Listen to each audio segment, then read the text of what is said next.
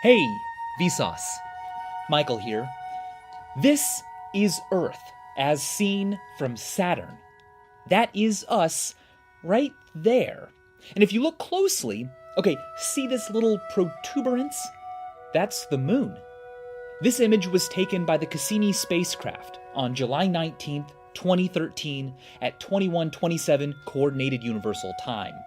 The thing is, NASA gave the public advanced warning of when it would be taken, which means that this image of Earth was the first ever taken from space that some people on Earth were actually posing for. Our planet looks so small, insignificant, fragile. I recently attended the premiere of Sky One's upcoming You, Me, and the Apocalypse with some cool YouTubers, and it got me thinking. In the show, the characters find out that there are only 34 days left before a comet smashes into Earth that's likely to end humanity. They all react in different interesting ways, but what would I do if I found out that there were only 34 days of human history left? Okay, my first priority would be to get back to America to be with my family. But after that, I don't really have a bucket list, except that is exactly what I would want to spend my last few weeks doing, making a list to put in a bucket that I would then send far out into space away from Earth's impending vaporization. The list would contain information about us, all Earthlings, so that if libraries and monuments and YouTube videos were all destroyed, a record would still exist somewhere of what and who we were. Like a stone thrown into a lake, the ripples your life causes last long after you vanish. The tree you planted is climbed by future generations. The books you donated inform future readers. But what if it's not just your stone that vanishes, but the entire pond? Perhaps it's arrogance or vanity, but getting cosmic messages in a bottle out there before the end diversifies our archive and gives a better chance for future alien visitors, or whatever is left of humanity, to find out that we were once here, to show what we learned, maybe even to warn future life forms of what we did, or what we didn't prepare for. We have already sent some messages about humanity out there beyond Earth, and if Earth is completely destroyed, those messages will be all that's left of us. What are they? Okay, first things first. How do you write something for the future? I mean, the distant future. The message might not be found for millions of years or billions. It might be discovered by an audience that's completely different, not only in language, but in senses. What if they can't see or hear or feel or taste or smell like we do? Or at all? What if their bodies destroy the very material we write the message on? What language do you even write it in? Well, in general, math and physics, which are believed to be the same everywhere in the universe, have been what we write outer space-bound messages in. Like the Arecibo message, written by Frank Drake, Carl Sagan, and others, which was blasted towards the M13 star cluster in 1974. It's composed of a semi-prime number of binary digits conveying some info about us, and it should reach the center-ish of the M13 cluster in about 25,000 years. At which point, if something intelligent lives there and detects it, they can respond, and their response will return to us another 25,000 years later. We won't be around for that, but Earth has also been broadcasting its radio and TV signals into space. Currently, it's about 200 light years in diameter. Compared to the Milky Way, it's about this big. Aliens within that bubble could tune in and listen to programs we sent out through our airwaves, but these signals thin out as the bubble expands. Across very large distances, they may be essentially impossible to tune into. Maybe a physical time capsule would be more permanent, but it can't be buried on Earth if Earth is about to be ravaged. A time capsule in orbit might be smart, like Lagios 1, a satellite put into orbit in 1976 that allows for very precise laser measurements of positions on Earth, but also contains a plaque designed by Carl Sagan, upon which is written the numbers 1 to 10 in binary, and the arrangement of the Earth's continents 250 million years ago, today, and their estimated arrangement in 8.4 million years, which is how long we believe the satellite's orbit will be stable. Drag caused by the thin atmosphere up where it orbits and influences like solar activity will eventually cause it to fall back down to Earth, but its plaque will serve as a time capsule, a message from us today to whatever happens to be alive or intelligent here on Earth 8 million years in the future. To put that in perspective, the pyramids were only built about 5,000 years ago. 8 million years ago, there weren't even humans on Earth. The latest common ancestor of humans and chimpanzees was around, though. 8 million years from today, when Lagios returns, what will intelligent life on Earth look like? If Earth's surface is barren of life at that point, Lagios 1 will be alone. But what about satellites in geostationary orbits? These orbits are far enough out that they're much safer from atmospheric drag and could remain above Earth much, much longer than satellites like Lagios. These satellites are our pyramids. They're smaller than monuments built by past civilizations, but impervious to anything that might go wrong on the less stable surface of our planet. If alien archaeologists come by in 1 billion years or so, these satellites may be what their alien encyclopedias use as the picture for the humans article. So far, we have erected about 450 of these geostationary monuments. When such a satellite wears down and ceases to be operational, it takes a lot of energy to slow it down so it can move out of the way and fall to Earth to burn up in the atmosphere. So instead, they're usually pushed into what's known as a graveyard orbit, a shell around the planet where they can be parked without interfering with important operational satellites. It's fitting that we call these graveyard orbits because tombs are often the most stunning things we have from previous civilizations. These graveyard orbits are tombs, in a way, not for kings, but for machines. Junkyards that will outexist the very societies and people they so largely define. Luckily, a few contain more than just our craftsmanship, they also contain a record. Like Echostar 16, a communications satellite launched into geostationary orbit in 2012. Aboard it is a silicon disk created by artist Trevor Paglen containing 100 images of Earth and Earthlings. Now, unlike Lagios, Echostar 16 will likely remain in orbit for billions of years, safe from discord and change down here. But here's the thing. What if our entire solar system is lost? Or what if life out there doesn't decide to ever visit our system? Well, in that case, we have sent interstellar messages. At this moment, so far, there are 11 distinct human-made things on trajectories out of the solar system into interstellar space. They're all related to 5 probes: Pioneer 10, Pioneer 11, Voyager 1, Voyager 2, and New Horizons, the thing that recently made a Pluto flyby. These objects are our most distant hellos. Over the next 10,000 million billion years, they'll pass close enough to other star systems, maybe even planets, to possibly be discovered by other intelligent life forms.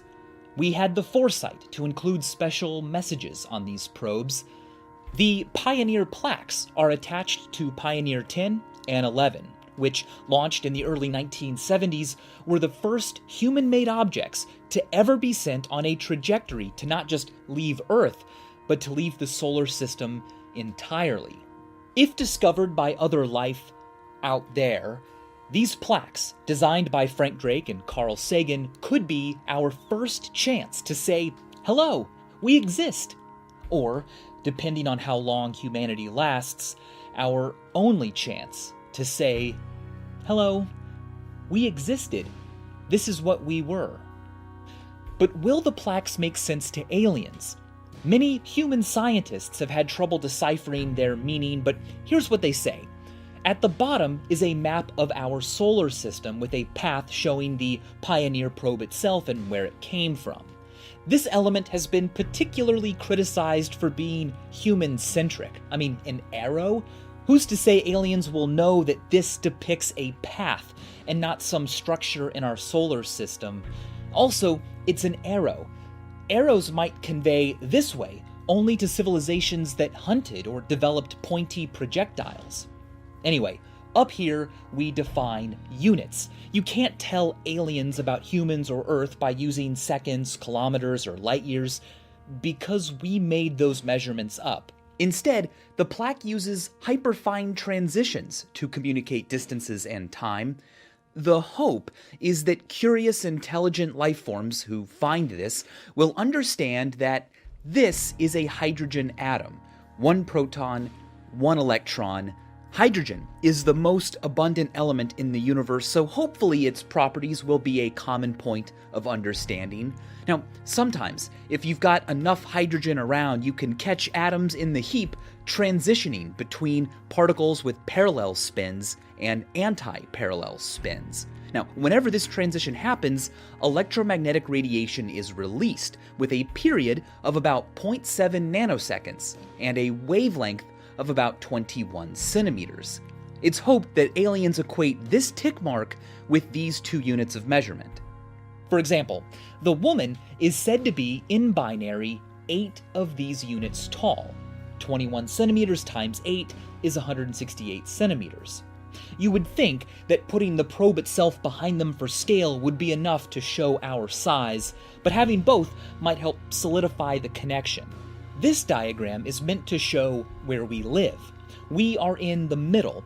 The direction and proportional length of the lines show where distant pulsars are. A tick mark near the ends of each line shows the third direction, behind or in front of the plaque, that the line should go in. In binary, next to each line is the period of each pulsar, again in the time units described above. If aliens make this connection, they could possibly match the periods with the correct pulsars in real life, triangulate our position, and come say hello. Also, since the period of a pulsar changes over time, they could use our observed periods to date back how long ago this plaque was made. So that's how the plaque works. It kind of feels like we're just sending out a bunch of science homework to space, but how else can you find common ground with something that might not resemble you in any way you could even imagine? Despite heading out first, the Pioneer plaques are not the first physical messages made by us to go interstellar. That title belongs to Voyager 1. Currently moving at 17 kilometers per second, it is the most far-out thing humans have ever made. Literally. In about 40,000 years, both Voyagers will pass within less than 2 light years of other stars. If aliens find them, or if future humans find them, a golden record is attached to both that contains information about humanity. The record is made of gold-plated copper with an aluminum cover containing some uranium-238. Given its half-life, smart aliens could analyze it to determine how long ago the record was made. On the record is the inscription, "To the makers of music, all worlds, all times."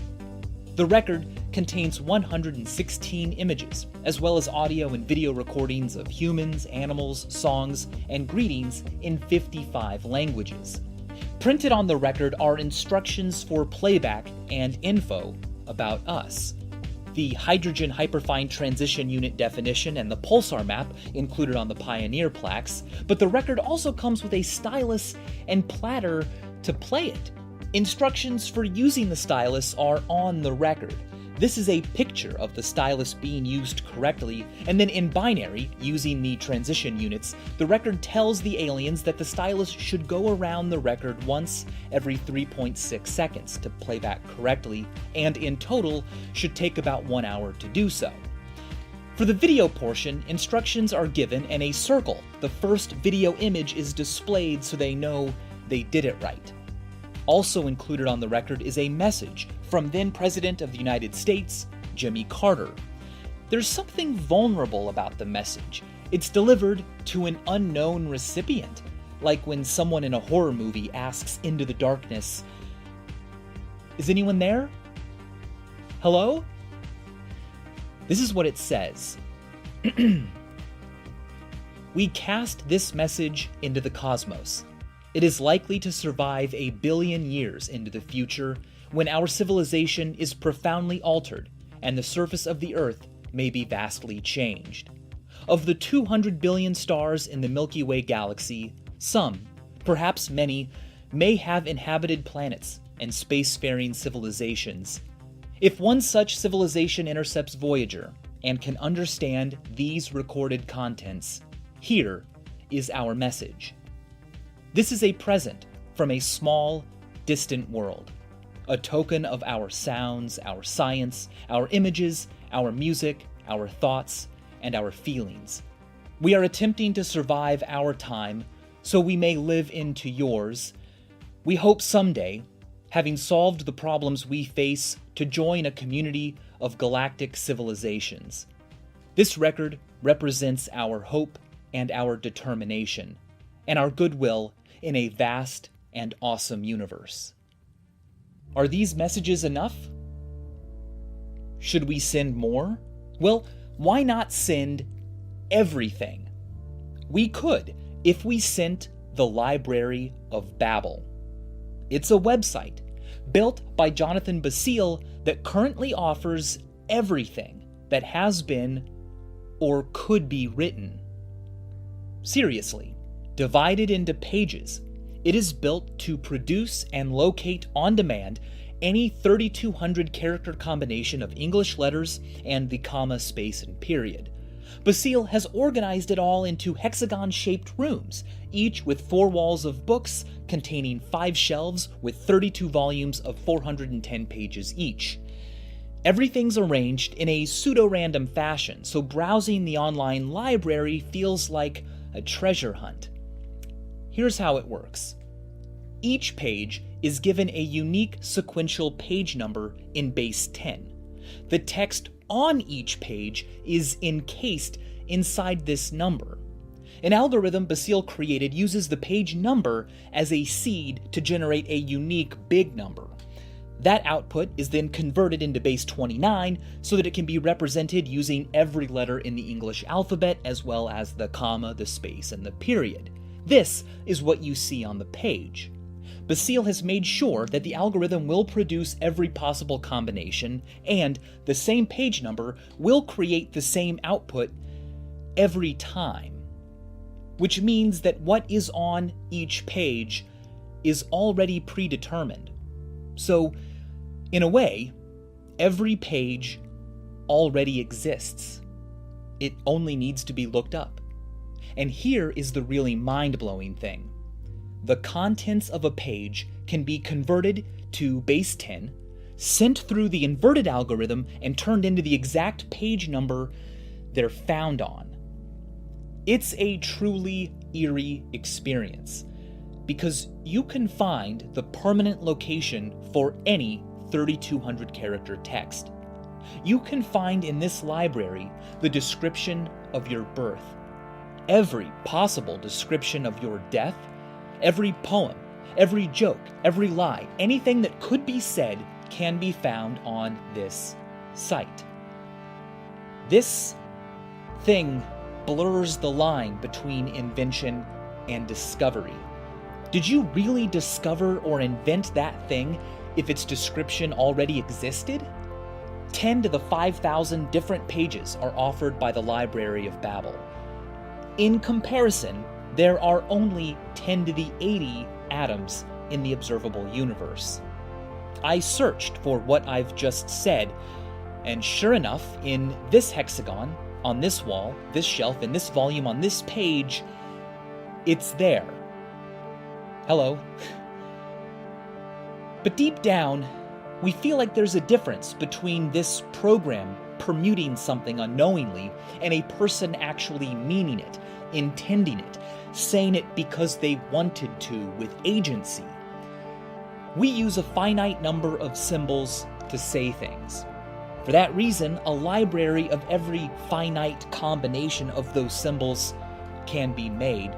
But just because it can be made doesn't mean it has been said. That is the power we have.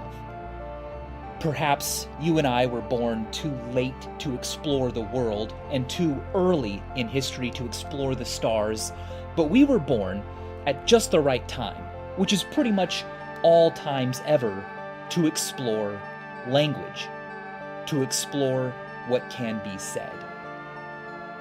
What should be said? What should we send out to space? What that can be said will you be the first to say? And as always, thanks for watching.